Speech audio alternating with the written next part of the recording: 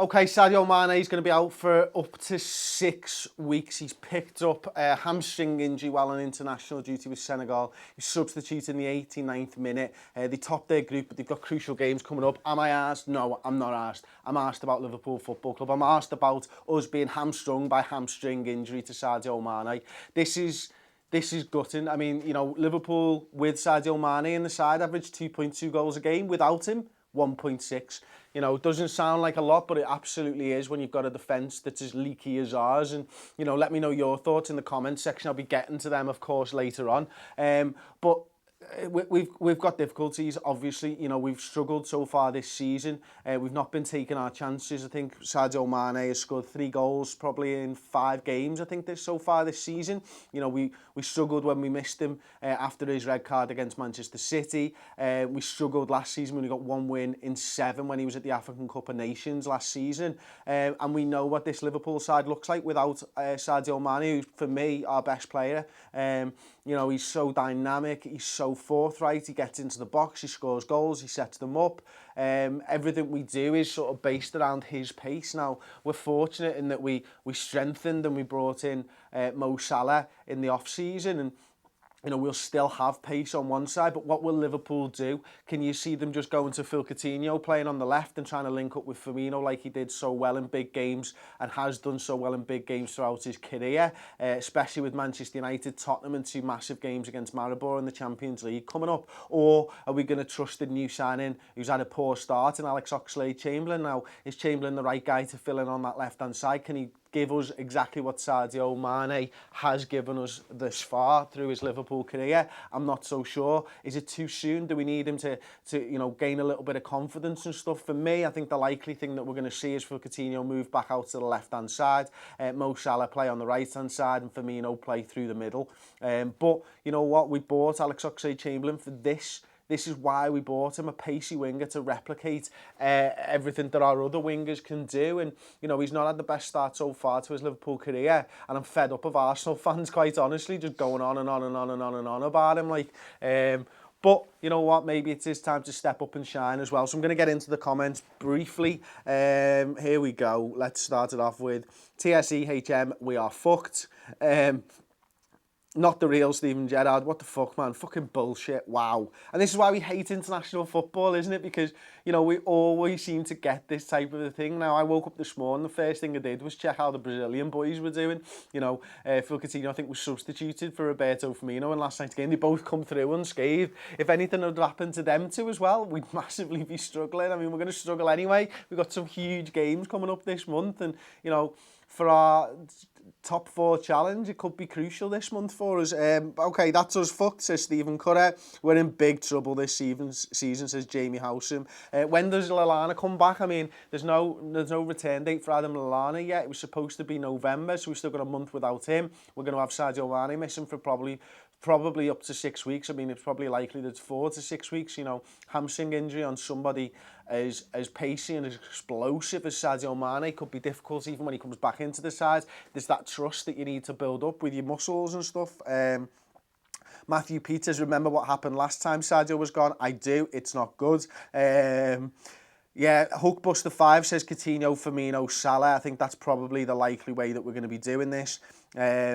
No, I'm not reading that one. Next season will be our season, lol. Yeah. C122, H122 says, we're not going to win for 6 weeks. We can still win games of football. Come on, man. We can still win games of football. We're a top side. You know, Sadio Mane is a great player and we'll miss him, but we'll still win games of football. We've won games of football without him. We won one last January without him. Of course we can do it again. Tom? Keith Dawson, kind of mirroring what you just said there. Kevin Dawson, sorry. Not fucked at all. Gutting, yes. But I would be more concerned with injuries to the defence. Yeah, I mean, for me, they're all as bad as one another at the back.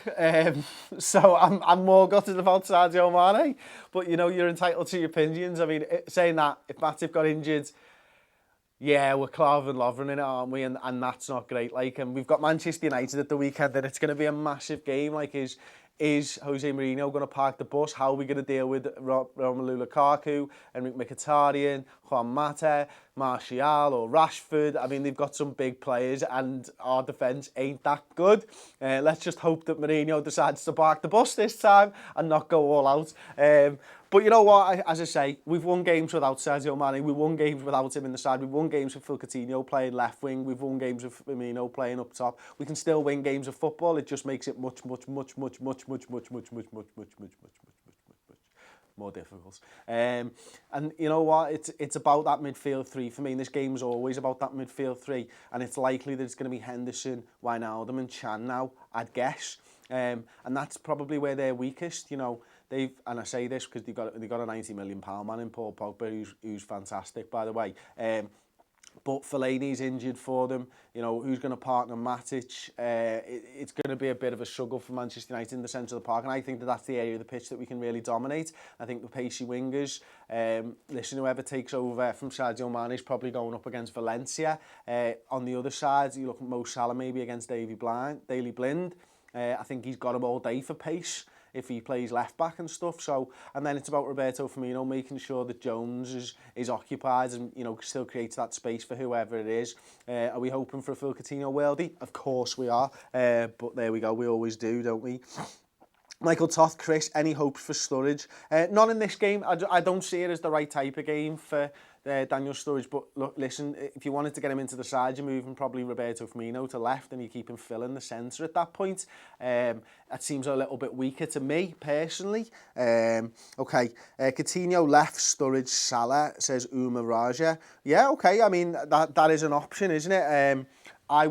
I would really rather see Firmino in this big game against Manchester United. I think he always tends to perform really well against the bigger sides, and that's because of the way that Liverpool play against them, and it is slightly different. So, no, I'm not having that.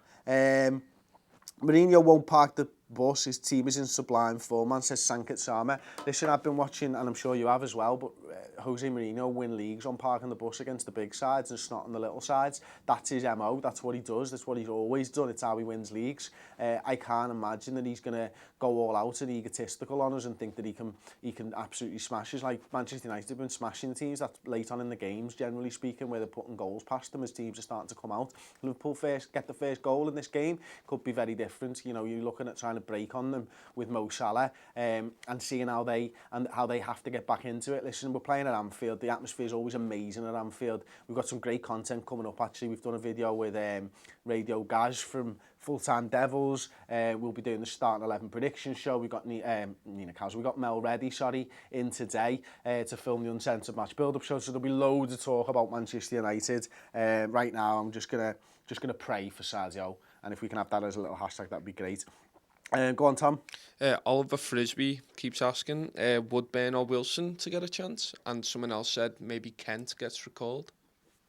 Wow, I'm not sure on it. I'm not sure on any of that, because I think, you know, ultimately we've still got Alex Oxlade-Chamberlain to come in. It's 6 weeks. I don't know whether you're going to stunt maybe Kent's development by bringing him back in. Might get a game, might get on the subs bench. Probably more than likely he'll just get on the subs bench, and then what?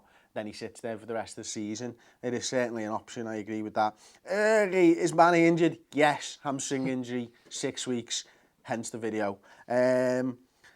We are the first top side United have played, says Golden Virginia. Yeah, but they've been snotting teams, haven't they? And they're in good form. It's tough. It's going to be a tough game.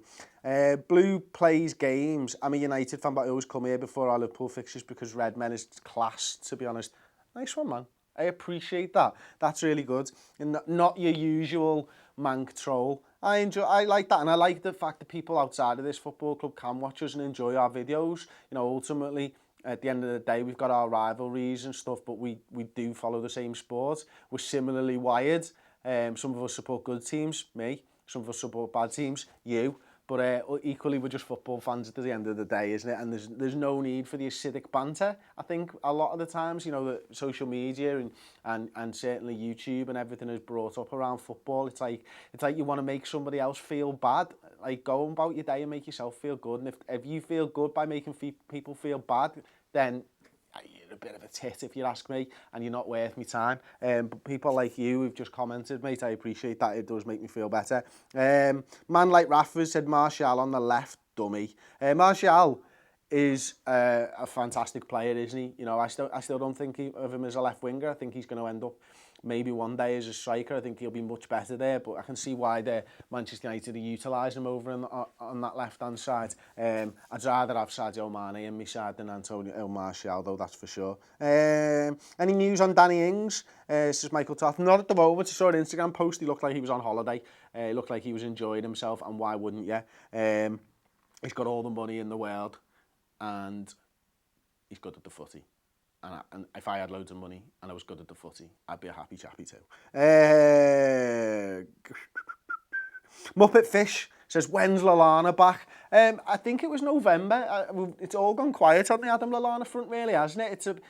It's strange that no one's really talking about it anymore. Maybe we'll hear something in a press conference in the build-up to the Manchester United game. I'm sure somebody, James Pearce, will ask the question, because everybody will be thinking now with Sadio gone, when's Lallana back? And rightfully so, because, you know, I think if we had that midfield of, you know, we're talking about Henderson, Wijnaldum and Chan, but you can throw Lallana into that, I think it's a lot more creative. And then you're not as weakened from a creative standpoint, throwing Coutinho back out on the left. I wonder if Klopp's going to throw us a curveball this weekend now. I wonder if we're going to see something we've not seen before, and, you know, and maybe that is Oxlade-Chamberlain starting. I'll be surprised myself, but that's what we bought him for, man. On the run, 420s, Liverpool is life. Never again. Should Arnold start over Gomez? I've been thinking about this one a lot in the last 10 minutes, and I'll be honest, I think Gomez probably starts in this game. I remember Trent playing, it was a baptism of fire, wasn't it, at Old Trafford last season for him. I think it was his first full start for us. He came in and, you know, Anthony Martial did really well against him, you know, skinned him a couple of times. And I think, listen, everyone would probably struggle against Martial, because he's that fast and he's that skillful and he's that good at the footy.